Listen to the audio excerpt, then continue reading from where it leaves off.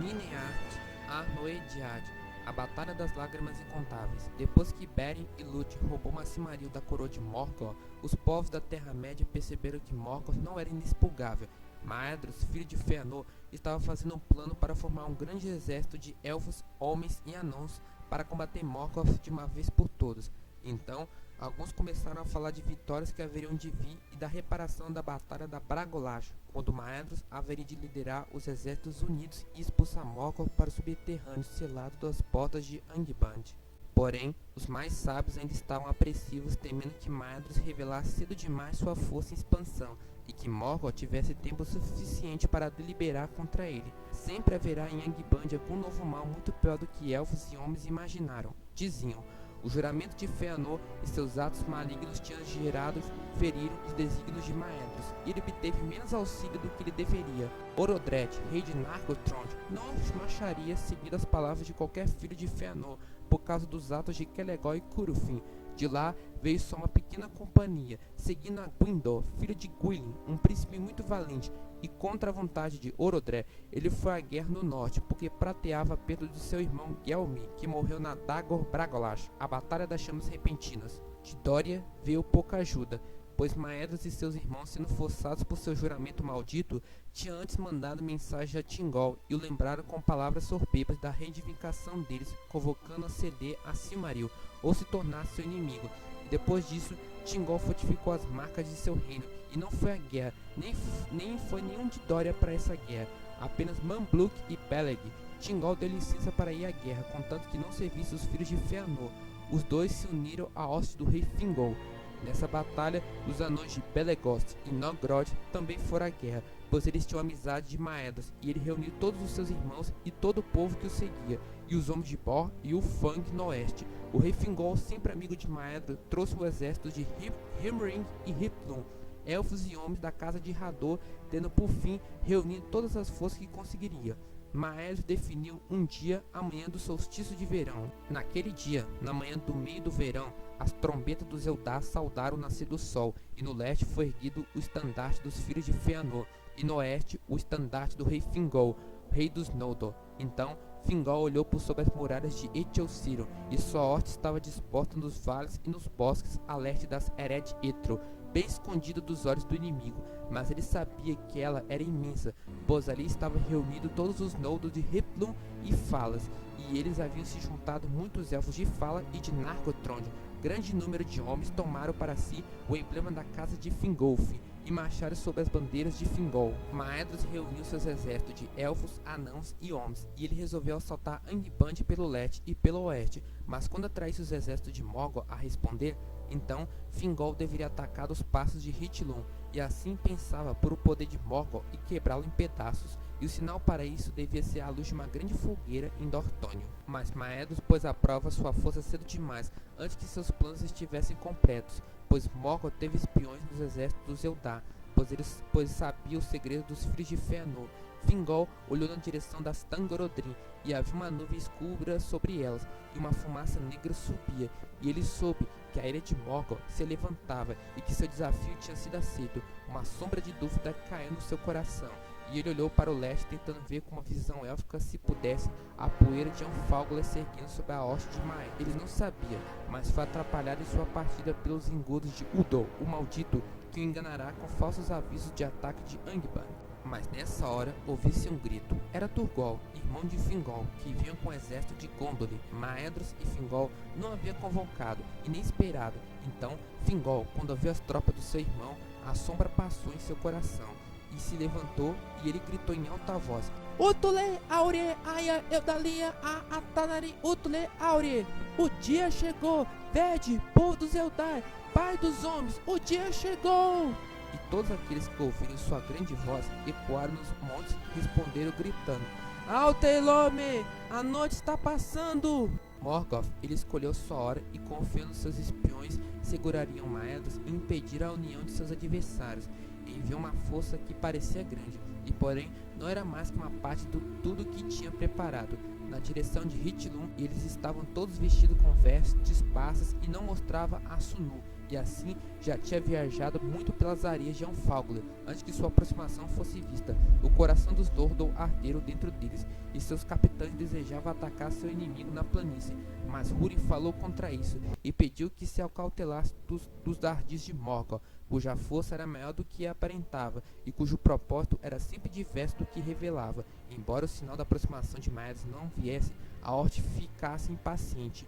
Húrin ainda o conclamava à guarda e o deixar que os orcs se rebatessem no assalto aos montes. Mas o capitão de Morgoth no oeste tinha ordens para atrair Fingol de seus montes por qualquer mês que pudesse. Continuar a sua malha à vanguarda se seus exércitos se dispôs diante da corrente do Cirion, das muralhas da fortaleza de Etiocirion, até a confluência do River no pântano de Sérien e nos postos avançados de Fingol. Os soldados podiam ver os olhos dos seus inimigos, mas não houve resposta a seu desafio. Então, o capitão de Morgoth enviou um cavaleiro com emblema de tratado, e eles cavalgaram até o defronto dos baluartes das Barad Etion.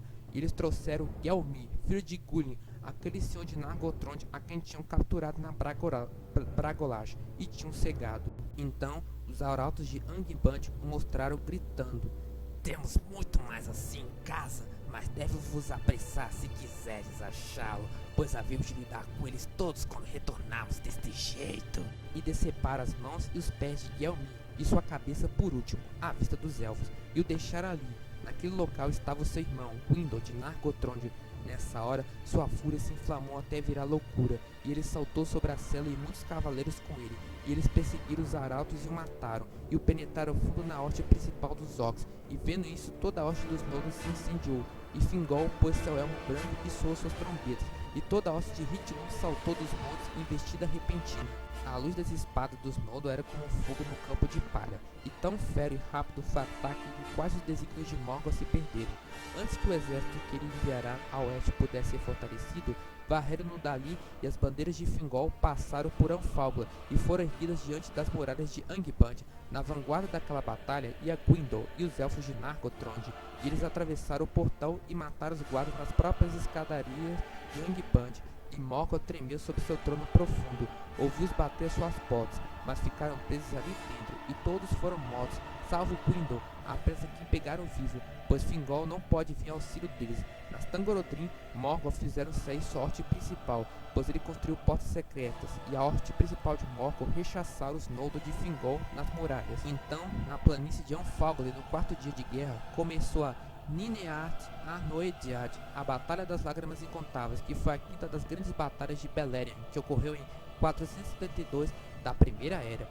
A horte de Fingol recuou pelas areias e Haldin, o senhor dos Haladin, foi morto na retaguarda. Com ele tombou a maioria dos seus homens. No quinto dia de batalha, quando a noite caiu e quando ele estava longe das Ered Etro, os orcs cercaram a horte de Hithlum e lutaram até o raiar do dia em aperto cada vez maior. Com a chegada da manhã do sexto dia, veio a esperança. As tropas de Turgol se ouviram conforme ele marchava, até eles com a horte principal de Gondor, pois tinham ficado postados ao sul, guardando o passo do Ciro. E Turgol evitará que a maior parte do seu povo partisse da investida temerária. Agora se apressava ao auxílio do seu irmão. E os Goldlandrim eram fortes e trajados de cota de malha, e suas fileiras brilhavam como um rio de aço ao sol. Ora, a falagem do guarda do rei varou as fileiras dos ossos, e Turgol abriu o caminho lutando até ficar ao lado do teu irmão Fingol. E Turgol se encontrou com Húrin, que estava ao lado de Fingol. Foi alegre em meio àquela batalha. Então, a esperança se renovou nos corações dos elfos, e naquele mesmo momento, na terceira hora da manhã, as trombetas de Maedhros se ouviram, enfim, vindas do leste, e as bandeiras dos filhos de Fëanor incendiaram o inimigo na retaguarda, e naquele momento a vitória estava dos exércitos dos Eldar. Morgoth despejou sua última força, e Angband foi esvaziada. Vieram lobos e cavalgar lobos, e vieram Balrogs e dragões, e Glaurung, pai dos dragões. A força e o terror da grande serpa era agora de fato grande, e elfos e homens feneceram diante dela, e ela se pôs entre a hoste de Maedhros, e Fingol se separou. Nessa hora, as tramas de Ulfang foram reveladas. Muitos dos lestenses se vieram e fugiram, estando seus corações cheios de mentira e medo. Mas os filhos de Ulfang passaram-se de repente para o lado de Morgoth e investiram contra a retaguarda dos filhos de Fëanor, e na confusão que criaram, chegaram perto da estandarte de Maedhros. Maglor matou Udor, o maldito, o líder na traição, e os filhos de Bor mataram Ulfast e Urad, antes que eles mesmos fossem mortos. Mas no leste surgiu uma nova força de homens malignos que chegou à batalha, Esses Udo convocou e mantiverá em segredo nos montes ao leste, e agora a hoste de Madras estava sendo atacada de 3 lados, e se despedaçou e foi espalhada, e fugiu para lá e para cá. O destino salvou os filhos de Fëanor, mas eles estavam feridos. Nenhum foi morto nessa batalha, pois se juntaram e reunidos um remanescente dos Noldor e dos Naugrim à sua volta, abriram caminho para sair da batalha e escaparam para longe, na direção do Monte Dálmad. Agora os anões de Belegoth resistiram ao fogo mais duramente do que os elfos ou homens, e eles tinham costume ademais usar grandes máscaras em batalhas horrendas de se contemplar, e essas lhe davam boa vantagem contra os dragões. Os Naugrim fizeram um ciclo à volta deles quando os atacou, e até mesmo sua couraça poderosa não era de toda a prova dos golpes das suas grandes machadas, e quando sua fúria, Glaurung se virou e derrubou Azaghal, senhor de Belegoth, e rastejou sobre ele. Com seu último ataque, Azaghal enfiou uma faca no ventre do dragão e o feriu de tal modo que ele fugiu do campo de batalha, e as feras de Angband amiltradas seguiram-no. Então os anões ergueram o corpo do seu senhor e o carregaram para longe, e com passos lentos caminhavam de trás, cantando um lamento com vozes graves, como se na popa de um funeral em seu país, e não deram mais ouvidos a seus inimigos, e ninguém ousou detê-los. Mas nessa hora, Thingol e Turgol estavam sob a assédio de uma maré de inimigos, maior do que toda a força que lhe restava. Veio Gottmog, senhor dos Balrogs, alto capitão de Angband. Ele cravou uma cunha escura entre a hoste élfica, cercando o rei Thingol, e jogando de lado Húrin e Huor na direção do pântano de Círien.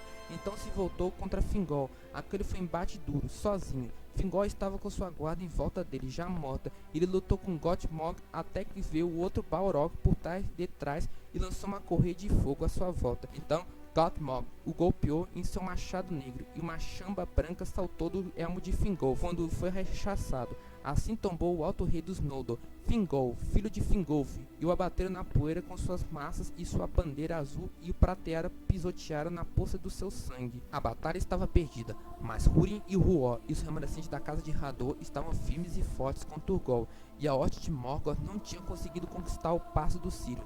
Então Húrin falou: "Ide agora, senhor, enquanto há tempo, pois em vós vive a última esperança do Eldar. Enquanto Gondor lhe resiste, Morgoth ainda não há de conhecer o medo em seu coração." Turgol respondeu: "Não por muito tempo. Pode Gondor continuar oculta, e sendo descoberta, deverá cair." Então Huor falou e disse: "Porém, só resiste só um pouco mais. Então, de vossa casa há de vir esperança de elfos e homens. Isto eu vos digo, senhor, com os olhos de morte, ainda que nós separemos aqui para sempre, e que eu não haja de ver vossas alvas muralhas de novo, de vós é de mim uma nova estrela há de surgir. Adeus!" Maeglin, filho da irmã de Turgol, que estava por perto, ouviu essas palavras e não esqueceu, mas não disse nada. Turgol escutou Húrin e Huor, e ele convocou todos que restava da hoste de Gondor, e tantos do povo de Thingol quanto pudessem reunidos. Recuou na direção do passo do Círio, e seus capitães, Ecthelion e Glorfindel, guardaram os flacos à direita e à esquerda, de modo que ninguém do inimigo pudesse ultrapassá-los. Mas os homens de Dornome ficaram na retaguarda com Húrin e Huor. Desejavam, pois queriam em seus corações deixar a terra do norte, e se não pudesse abrir caminho até seus lares, ali resistiriam até o fim. Assim Turgol seguiu lutando em seu caminho para o sul, que se passando detrás da guarda de Húrin e Huor, desceu o Círio e escapou, e desapareceu nas montanhas e ficou oculto dos olhos de Morgoth. Mas os irmãos arranjaram os remanescentes dos homens da casa de Hador à sua volta, e passo a passo recuaram até se postarem detrás do pântano de Círien, com a corrente do Riften diante deles. E ali eles ficaram e não recuaram. Então a hoste de Angband no exame vieram contra eles, e fizeram de seus mortos uma ponte para atravessar a corrente, e circundaram os remanescentes de Hithlum com a maré que se junta com a volta da rocha. Enquanto o sol se punha no 6º dia, Huor foi ferido por uma flecha envenenada no olho, e morreu. E todos os valentes homens da casa de Hador foram mortos à sua volta, e os orcs cortaram as cabeças e amontoaram com uma pilha de ouro ao pôr do sol. Húrin ainda estava de pé com seu machado de 2 mãos, e cada vez que matava, Húrin gritava: "Aure Etoluva, o dia há de vir outra vez!" Centenas de vezes ecoou esse grito, mas o pegaram por fim vivo por ordem de Morgoth, e os orcs o agarravam com suas mãos, que continuavam presas a ele, embora ele decepasse os braços, e sempre seus números se renovavam, até que final ele tombou enterrado debaixo deles. Gottmog o atuou e o arrastou para Angband com zombaria. Assim terminou Nineart Arnoediai, a batalha das lágrimas inumeráveis, conforme o sol descia além do mar. A noite caiu sobre Hithlum, e e uma grande tempestade de vento veio do oeste. Morgoth venceu. Continua.